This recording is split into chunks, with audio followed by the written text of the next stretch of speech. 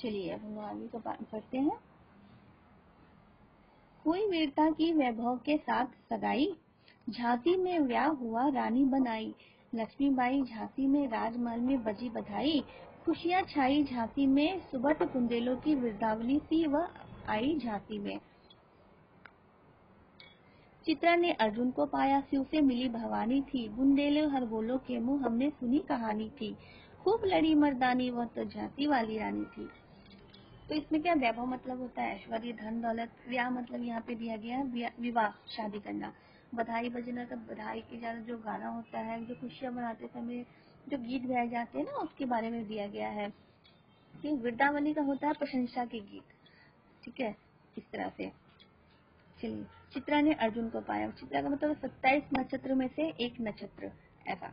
अब जब लक्ष्मीबाई की सगाई झांसी के राजा गंगाधर राव के साथ हुई तो यही कहा गया था कि वीरता की सगाई धन दौलत के साथ हुई है। मतलब झांसी की रानी को वीरता के बारे में वो बताया था कि वो वीरता की देवी है। तो उनकी सगाई किससे हुई? धन दौलत के साथ, यानी कि राजा के साथ, गंगाधर राव के साथ हुई। इस तरह ऐसा इसीलिए कहा गया क्योंकि रानी एक वीरांगना थी और गंगाधर राव वैभवशाली अर्थात धन दौलत से परिपूर्ण थे। विवाह के बाद क्या हुआ? रानी झांसी में आ गई।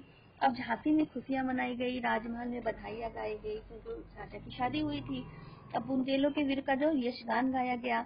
अब यह सब ऐसे हुआ जैसे चित्रा के पति के रूप में अर्जुन मिले हैं। 27 नक्षत्र में एक चित्रा का जो है उनको अर्जुन मिले हों और दुर्गा शिव जी को मिली हो। दुर्गा कौन है? तो दुर्गा एक देवी है जिन्होंने राक्षसों को मारा था, वीरता के अवतार है वो भी।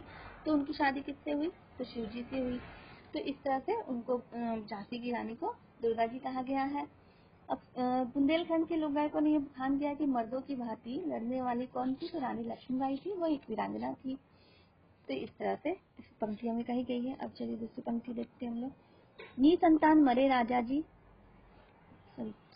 उदित हुआ सौभाग्य मुदित महलों में गज उजियाली छाई, किंतु काल गति चुपके चुपके काली घटा घेर लाई। तीर चलाने वाले कर में उसकी चूड़ियां कब आई, रानी विधवा हुई हाय, विधि को भी दया नहीं आई।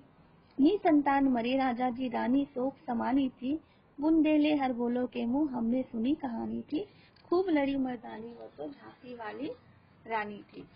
इस पंक्ति में ये कहा गया है कि लक्ष्मीबाई ने महलों में आकर एक नया जीवन शुरू किया और आते ही महलों में जो है प्रसन्नता की खुशियां, यहाँ पे देखिए प्रसन्नता की खुशियां छा गई, है ना। उदित हुआ सौभाग्य, उनका नया जीवन शुरू हुआ और महलों में प्रसन्नता छा गई और चारों ओर क्या हो गया? तो उजियारा फैल गया। परंतु भाग्य को यह मंजूर नहीं था। ज्यादा दिन तक ऐसी खुशियां भाग्य को मंजूर नहीं थी रानी लक्ष्मीबाई की। समय की गति ऐसी ही होती है कि जो आपके वश में नहीं हो वो काम हो जाता है। अब लक्ष्मीबाई के जीवन में दुख की जो काली घटा छाई तो रानी की क्या हुई कि उनके पति गंगाधर राव की अनायास मतलब मृत्यु हो गई। कुछ तबियत खराब होने की वजह से उनकी मृत्यु हो गई या फिर कुछ सडन से समझ लो, जो आप लोगों ने देखा होगा टीवी सीरियल्स में, पिक्चर्स में। तो अनायास उनकी मृत्यु हो गई राजा जी की। अब तो रानी चारों ओर शोक सभा हो गई, विधवा हो गई रानी जी। शस्त्र चलाने वाले हाथ में अधिक समय तक चूड़ियां भी नहीं टिक पाई। मतलब वो ज्यादा दिन तक खुशियां उनके जीवन में नहीं रह पाई। लक्ष्मीबाई को दुख देने में विधाता को जरा सा दया नहीं आई। निसंतान राजा जी मर गए, मतलब उनकी कोई संतान नहीं थी। अब झांसी की रानी गहरे शोक में डूब गई और यह कथा बुंदेलखंड के लोक गायकों द्वारा सुनाई गई जाती है कि उन्हीं का कहना था कि रानी मर्दों की भांति युद्ध करने में सक्षम थी। वहाँ पे जैसे जो लोकगीत होते हैं ना, जहाँ की मतलब जैसे कुछ खास जगह होते हैं तो वहाँ की जो वीरता, जो महत्वपूर्ण लोग होते हैं उनके जो जीवन के बारे में होती है ना, वो लोक गायक द्वारा गाने के द्वारा बताया जाता है कि उनके जीवन में क्या हुआ था, किस तरह से आगे उनका जीवन चला। तो लोक गायक के द्वारा ये सब बातें मतलब बोली जा रही हैं कि वहाँ के लोग इस तरह से रानी लक्ष्मीबाई के जीवन को गाकर दूसरों को सामने प्रस्तुत करते हैं इस तरह से। अब क्या बुझा दीप झांसी का तब डलहौजी मन में हर्ष आया, राज्य हड़प करने का यह अच्छा अवसर पाया, फौरन फौजे भेज दुर्ग पर अपना झंडा फहराया, लावारिस का वारिस बनकर ब्रिटिश राज्य झांसी आया। अशुपुन रानी ने देखा झांसी हुई वीरानी थी, बुंदेलो हर बोलो के मुंह हमने सुनी कहानी थी, खूब लड़ी मर्दानी वो तो झांसी वाली रानी थी। अब इस कविता की पंक्तियों में क्या कहा गया है कि रानी जो लक्ष्मीबाई है, दिग्विजय मतलब मृत्यु हो जाना, हर्षाया मतलब वो ज्यादा प्रशांत है, हड़पना किसी चीज को जबरदस्ती हजम करते हैं ना, छीनते हैं। लावारिश क्या होता है, तो जिसका कोई उत्तराधिकारी नहीं होता है, ठीक है। जैसे अब ये पेन पड़ा है, आपका नहीं है, किसी का नहीं, उसका मालिक ही कोई नहीं है, उत्तराधिकारी नहीं है, इस तरह। वीरानी क्या होता है, निर्जन वीरान।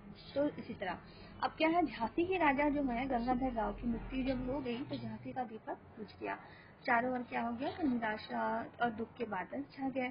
अब इस समाचार से जो वहाँ पे लॉर्ड डलहौजी था, अंग्रेजी सरकार, तो वो जो है हर्षित उठा, मतलब बहुत खुश हो रहा था, क्योंकि अंग्रेजी सरकार का उस समय ये नियम था कि अगर जैसे कि राजा का कोई वारिश नहीं है तो उसका राज्य जो होता है ना, अंग्रेजी शासक के हाथ में चले जाते हैं, क्योंकि उसके बाद कौन उत्तराधिकारी बनेगा, इसलिए अंग्रेजी शासक तो उसको अपने कब्जे में कर लेते हैं, उसको हड़प लेते हैं। तो इस तरह की वो नीति थी। अब वो राजा जो लॉर्ड डलहौजी था, वो तो बहुत खुश हो रहा था कि अब राजा जी मर गए, उनकी कोई संतान नहीं है, तो कोई राज्य बिना वारिस के मर जाएगा, तो उस राज्य सत्ता पर अंग्रेजी शासन की हुकूमत होगी। अब क्या हुआ, राजा डलहौजी जो है, झांसी का राज्य हड़पने का उनको अच्छा मौका मिला। तब उसने जल्दी से फौजें भेजकर झांसी पर अपना अंग्रेजी शासन का झंडा फहराने की कोशिश करने लगी। अब क्या हुआ, लावारिस जो झांसी थी, क्योंकि अब उनके तो राजा ही नहीं है, तो वो लावारिस झांसी हो गई। तब क्या हो गया, अंग्रेज बन गए उनके वारिस। अब रानी ने आंखों में आंसू भरकर देखा कि उसकी झांसी तो वीरान होती जा रही है, तभी उसको हड़प रहे, बर्बाद कर रहे हैं।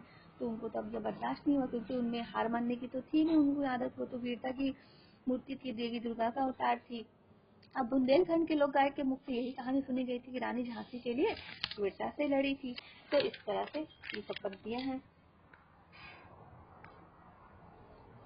अनुनय विनय नहीं सुनता है, विकट फिरंगी की माया, व्यापारी बन दया चाहता था जब यह भारत आया।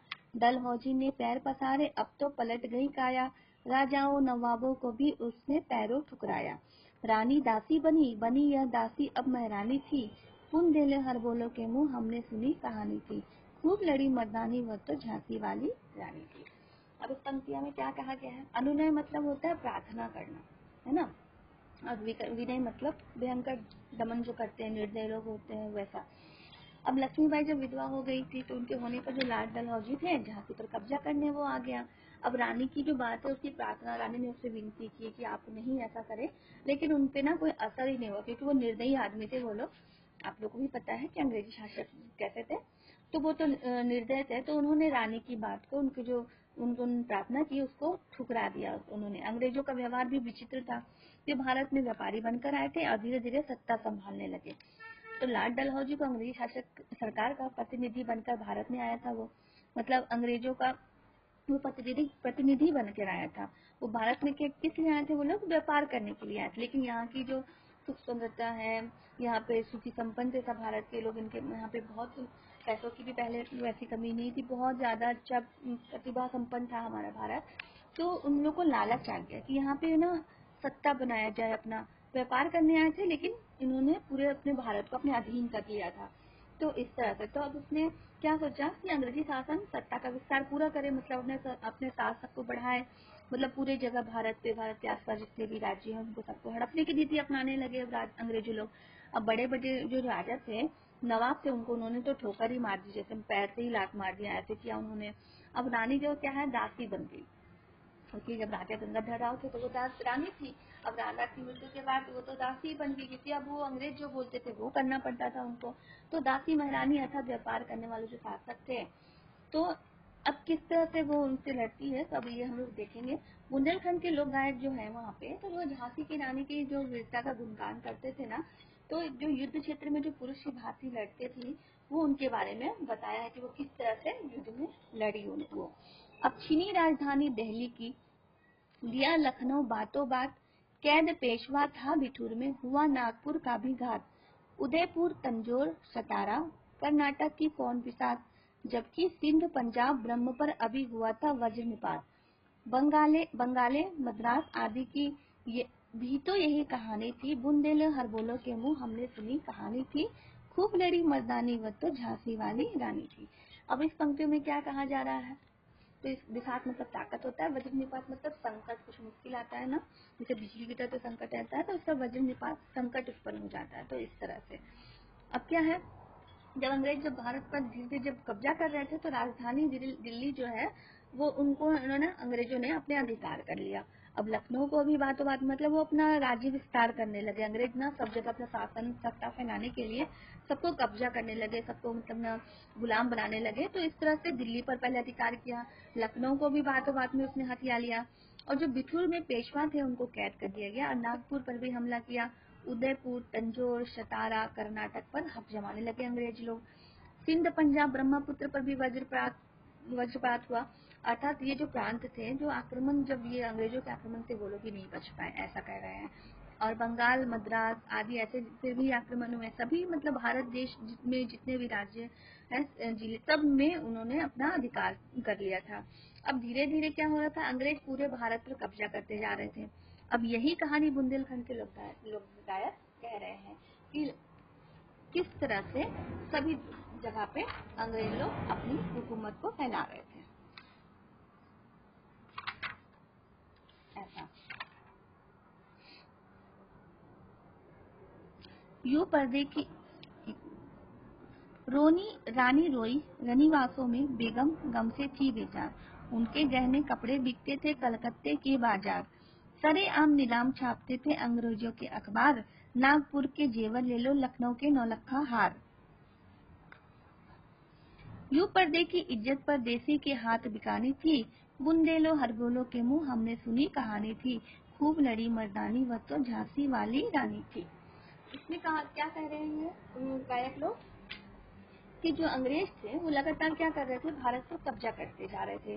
देसी जो राजा थे, नवाब अंग्रेज के समक्ष हारते जा रहे थे। मतलब जो वहाँ के राजा थे, देसी राजा, वो अंग्रेजों के सामने झुकते जा रहे थे, उनके गुलाम होते जा रहे थे। रानी जो थी अपने महल में बैठकर विलाप कर रही थी, रो रही थी। अब रानी क्या करती, औरत को मतलब कुछ औरतें तो इसी तरह की होती है कि जो रोती है, विलाप करती है, कुछ अपने लिए नहीं लड़ सकती, तो वो रो रही थी। अब नवाब की जो बेगम थी वो दुख से व्याकुल थी। तो अंग्रेज लोग क्या करते थे कि जो कपड़े गहने थे ना उन रानियों के, वो कलकत्ता के बाजार में नीलाम कर रहे थे। मतलब अब तो वो राजा वो लोग बन गए हैं, तो वहाँ की जो संपत्ति है उसमें उनका पूरा हक है। कर वसूल करते थे, छीनते थे, सबको गुलाम बना दिया था उन्होंने। तो वहाँ पे क्या रहते, रानी के जो गहने वगैरह होते थे उनको क्या करते थे, कलकत्ते के बाजार में नीलाम करते थे। अब समाचार पत्र में अंग्रेज द्वारा नीलामी के समाचार छपते रहते थे, मतलब उस समय भी समाचार पत्र छपते थे। तो अंग्रेज क्या करते थे कि नीलामी की सूचना अंग्रेजों के समाचार पत्र में छापते थे कि कलकत्ता में गहने बिक रहे हैं, नागपुर के जेवर, लखनऊ के नौलखा हार की बोलियां लगती थी कि आप आओ और खरीदो पैसे देकर। इस तरह अब इस प्रकार देसी इज्जत विदेशी के हाथों में जो बिकने लगी, तब लोग ने बताया कि इस तरह से जो देशी जो हमारी धन संपदा थी, हमारे रानियों की संपदा थी, नौलखा हार, जेवर, गहने, पैसे, तब उनकी अब बर्बादी शुरू हो गई। वो इधर उधर उन्होंने पैसों से बेचना शुरू कर दिया। इस तरह अब कुटियों में थी विषम वेदना, महलों में आहत अपमान। वीर सैनिक के मन में था अपने पुरखों का अभिमान। नाना धुंधुपंत पेशवा जुटा रहा था सब सामान। बहन छबीले ने रण चंडी का कर दिया प्रहट आह्वान। हुआ यज्ञ आरंभ, उन्हें तो सोई ज्योति जगानी थी। बुंदेलो हर बोलो के मुंह हमने सुनी कहानी थी। खूब लड़ी मर्दानी वह तो झांसी वाली रानी थी। अब इसमें क्या कहा गया है लोक गायकों द्वारा कि अंग्रेज जो थे वो भारत को अपने कब्जे में करते जा रहे थे। तो अब क्या हो रहा था कि सबके मन में ना रोष हो रहा था, सबके मन में ईर्ष्या हो रही थी, गुस्सा हो रहा था कि किस तरह से अपने देश को, अपने आप को बचाया जाए इन अंग्रेजों से। झोपड़ी में रहने वाले हो या महल में रहने वाले हो, सभी व्यक्ति उस समय कष्ट वाला जीवन जी रहे थे। वीर सैनिक जो थे, जो अच्छे सैनिक होते हैं, जो अपने देश के प्रति पूरी लगन से लड़ाई करते हैं, उनके हृदय में जो था कि अपने पूर्वज के प्रति अभिमान था, तो उन्होंने क्या किया, अंग्रेजों से टक्कर लेने का नाना धुंधुपंत और पेशवा, है ना, ये सब एक तरह से सामान जुटाने लगे कि अब हमको ना लड़ाई करना है, इनसे युद्ध करना है, अपनी आजादी के लिए, अपने भारत देश के लिए अब इनसे लड़ना है। तब अब इस समय क्या हुआ कि झांसी रानी लक्ष्मीबाई ने रणचंडी का रूप धारण कर लिया। रणचंडी का मतलब होता है युद्ध भूमि में मारकाट करने वाली देवी, है ना। रण मतलब लड़ाई करना, चंडी मतलब दुर्गा देवी का रूप है। वो रणचंडी का युद्ध में जब वो उन्होंने मारकाट करना स्टार्ट किया था कि सबको जो भी आ रहा है उनके रास्ते में उनको मारते जा रही है, तो इस तरह से उन्होंने झांसी की रानी ने रणचंडी का रूप ले लिया। आप वो क्या कर रही है, तो अंग्रेजों को उनको हराना है, मार देना है। तो उनके लिए वो ना युद्ध में बढ़ चढ़कर भाग लेने लगी और सबको प्रेरित कर रही थी, वहाँ के जितने भी स्त्री पुरुष बच्चे सभी को वो प्रेरित कर रही थी कि अब इनसे हमें छुटकारा चाहिए, अब अपनी आजादी के लिए इनसे लड़ना है। लोगों के हृदय में स्वतंत्रता की चिंगारी वो सुलगा रही थी और लोग उनके साथ मिलकर अंग्रेजों का सफाया करने के लिए तैयार भी हो रहे थे। उनके बात को सभी सुन रहे थे क्योंकि उनमें पुरुषों की भांति लड़ने की शक्ति थी और वो देश को आजाद कराना चाहती थी, लड़ना चाहती थी, उनको अंग्रेजों को वहां से भगाना चाहती थी। उनको अंग्रेज की नीति शुरू से उनको पसंद नहीं थी। उनको अच्छा नहीं लगता था कि अंग्रेज इस तरह से आके हम राजा रानी है लेकिन हम पे वो हुकूमत करे इस तरह। अब यहाँ दूसरी पंक्तियां पढ़ते हैं। महलों ने दी आग, झोपड़ी ने ज्वाला सुलगाई थी, यह स्वतंत्रता की चिंगारी अंतरतम से आई थी। झांसी चेती, दिल्ली चेती, लखनऊ लपेटे छाई थी। मेरठ, कानपुर, पटना ने भारी धूम मचाई थी। जबलपुर, कोल्हापुर में भी खूब हलचल उकसानी थी। बुंदेले हर बोलो के मुंह हमने सुनी कहानी थी। खूब लड़ी मर्दानी वह तो झांसी वाली रानी थी। अब इस पंक्ति में क्या कहा है लोक गायक ने? ये जो पूरी कविता है वहाँ के लोक गायक है ना जो वो मतलब रानी की झांसी के बारे में सबको वो गा गा कर बताते हैं कि रानी के जीवन में किस तरह से ये घटनाएं होती, रानी ने किस तरह से अपनी वीरता का प्रदर्शन किया। तो अब इसमें इस पंक्तियों में कहा गया है कि जो रानी लक्ष्मीबाई थी उनके जो ललकार थी युद्ध करने के लिए, अंग्रेजों को भगाने के लिए, वो पूरे भारत में क्रांति की ज्वाला जैसी भड़क रही थी। जो महल और झोपड़ी में जो लोग रहते थे उन्होंने सब कोई जितने भी इंसान थे सब उन्होंने उनके साथ बढ़ चढ़ कर हिस्सा लिया, भाग लिया। स्वतंत्रता की चिंगारी अंतर्मन से भड़की क्योंकि सबको सभी के मन में अंदर से हृदय से जो होती ना झगड़ा करने लड़ाई, वैसा झगड़ा नहीं, देश की आजादी के लिए जो भारत की आजादी के लिए सबके मन में ये बात हृदय मन में आ रही थी कि नहीं अब हम लोग को अंग्रेजों से मुक्ति चाहिए, अब अत्याचार नहीं सहेंगे, बहुत दुख हो चुका, अब नहीं। अब झांसी के बाद क्या हुआ था कि दिल्ली, लखनऊ, मेरठ, कानपुर, पटना उसमें भी क्रांति की लहर दौड़ गई। सब अपनी अपनी लड़ाई के लिए लड़ने के लिए दौड़ने लगे कि अब हमें भी अंग्रेज से मुक्ति चाहिए। अब जबलपुर, कोल्हापुर में भी हलचल मची, चारों ओर लोग सचेत हो उठे, मतलब चारों और सभी को आजादी चाहिए। सबके मन में जो ज्वाला होती है ना, रानी लक्ष्मीबाई ने उन्होंने सबके मन में ये भावना जागृत कर दी।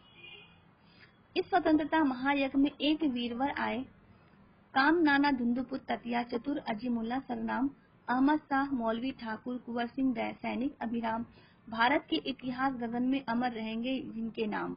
लेकिन आज जुर्म कहलाती उनकी जो कुर्बानी थी, बुंदेलो हर बोलो के मुंह हमने सुनी कहानी थी। खूब लड़ी मर्दानी वह तो झांसी वाली रानी थी। अब इस पंक्तियों में क्या कहा है लोक गायक ने? तो इसमें ये बता रहे हैं कि ये जो संग्राम हो रहा था ना उसमें ना बहुत सारे वीर जो लोग थे उन्होंने बलिदान दिया है ना। धुंधपुंज, दातिया, अजीमुल्ला, सनाम, अहमद शाह मौलवी ठाकुर कुंवर सिंह तो जैसे सैनिक थे, अभिराम जैसे सैनिक थे, उन्होंने सबने कुर्बानी दे दी, सब लोग बलिदान हो गए, मतलब अंग्रेज से लड़ते समय उनकी मृत्यु हो गई। अब इसमें प्रमुख कौन थे? धुंधपुंज, दातिया तोपे, अजीमुल्ला खां और अहमद शाह मौलवी ठाकुर कुंवर सिंह, ये प्रमुख लोग थे वीर जो रानी लक्ष्मीबाई के साथ युद्ध में लड़ रहे थे। अब भारतीय इतिहास के जो वीर थे इनमें उनका नाम हमेशा अमर है ना। आज शायद उनको देश कुर्बानी का जुर्म कहना है लेकिन बलिदान हेतु देश मतलब उनका नाम हमेशा याद करता है। और बुंदेल के लोकखंड में ये बता रहे थे अंग्रेजों से किस तरह से रानी लक्ष्मीबाई ने बहुत डटकर सामना किया। अब इनकी गाथा छोड़ चले हम झांसी के मैदानों में। अब गाथा कहानी छोड़े, जहाँ खड़ी है लक्ष्मीबाई मर्द बनी मर्दानों में, लेफ्टिनेंट वाकर आ पहुंचा आगे बढ़ा जवानों में, रानी ने तलवार खींच ली हुआ धुंध आसमानों में, जख्मी होकर वाकर भागा उसमें अजब हैरानी थी, बुंदेले हर बोलो के मुंह हमने सुनी कहानी थी, खूब लड़ी मर्दानी वह तो झांसी वाली रानी थी। अब इस पंक्तियों में लोग गायक क्या कह रहे हैं? तो इस पंक्ति में लोग गायक ये कह रहे हैं कि जो झांसी के मैदान का अब हट छोड़िए सबकी गाथा सबका वर्णन, अब झांसी के मैदान में पहुंचा जाए कि किस तरह से रानी लक्ष्मीबाई ने अपनी वीरता से लड़ा। तो अंग्रेजों ने जब भारत की सियासत पर कब्जा कर लिया तो जब झांसी पर कब्जा करने की बात आई तब रानी लक्ष्मीबाई मर्द का वेश और पुरुष की सेना में लड़ रही थी। अब क्या हुआ, लेफ्टिनेंट वाकर आया वहां पे और जवानों के बीच लड़ने लगा। अब रानी ने भी तलवार निकाली और दोनों में बहुत घमासान युद्ध हुआ। दोनों ने खूब जमकर लड़ाई की और जवानों के बीच में लड़ने लगा। अब क्या हुआ, दोनों युद्ध बहुत कर रहे थे। अब वो हैरान होकर, जो वाकर है ना, वो रानी की वीरता देखकर वहां से हैरान हो गया, वो डर से वहां से भागने लगा। अब जब बुंदेल के लोकखंड ये बता रहे थे कि जब वो भागने लगा तो आगे क्या हुआ। रानी बड़ी कल्पी आई, कर 100 मील निरंतर पार, घोड़ा थककर गिरा भूमि पर, गया स्वर्ग तत्काल सिधार, यमुना तट पर अंग्रेजों ने फिर खाई रानी से हार, विजय रानी आगे चलती किया ग्वालियर पर अधिकार। अंग्रेजों के मित्र सिंधिया ने छेड़ी राजधानी थी, बुंदेलो हरबोलो के मुंह हमने सुनी कहानी थी, खूब लड़ी मर्दानी वो तो झांसी वाली रानी थी।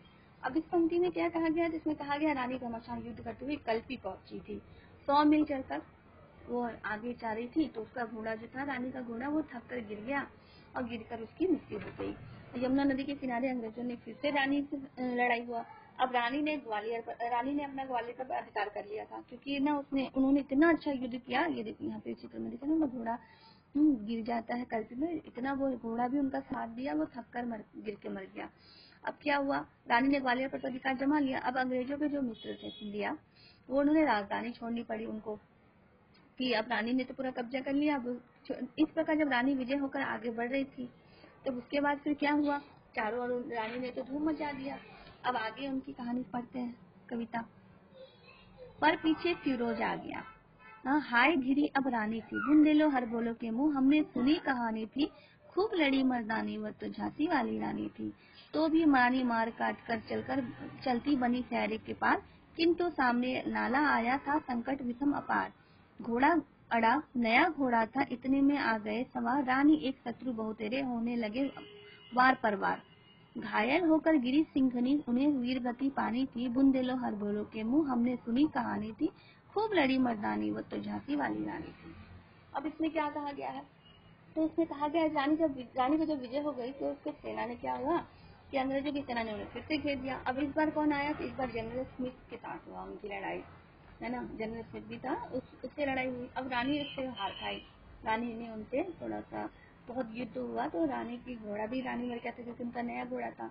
उनकी जो सखियां थी कान्हा और मंद्रा, उन्होंने रानी का बहुत साथ दिया था, झांसी की रानी का, है ना। रानी जो है भारी मारकाट की, रानी के पीछे हीरोज, अंग्रेज का सकता हीरोज वो आया। अब रानी बुरी तरह गिर गई। अब बुंदेलखंड के लोग ये बता रहे हैं कि रानी जब बुरी तरह गिर गई, जब वो बहुत लड़ाई कर रही थी, तो सेना ने उनको घेर लिया, खूब मारकाट मटा दी जब उन्होंने, तो अंग्रेजों से जब डट का मुकाबला हुआ तो रानी आगे की ओर बढ़ रही थी। अब मार्ग में क्या हो गया, एक नाला आ गया। अब रानी का घोड़ा जो नया था, क्योंकि पुराना घोड़ा तो मर गया था उनका, वो वहां अड़ गया। अब इतनी देर में क्या हुआ, शत्रु की सेना वहां आ पहुंची और रानी पर चारों तरफ से रानी को उन्होंने घेर लिया था। अब वो क्या, वो चारों ओर से उनको घेर दिया, लेकिन फिर भी वो रानी घायल होकर शेरनी के समान लड़ रही थी और लड़ते लड़ते गिर पड़ी और युद्ध भूमि में लड़ते लड़ते वीर गति को प्राप्त हो गई। मतलब जीवन भर जितनी भी शक्ति थी, उन्होंने सारी शक्ति का प्रयोग किया, उन्होंने खूब वीरता का प्रदर्शन किया और आखिर में वो लड़ते लड़ते वीर गति को प्राप्त हो गई।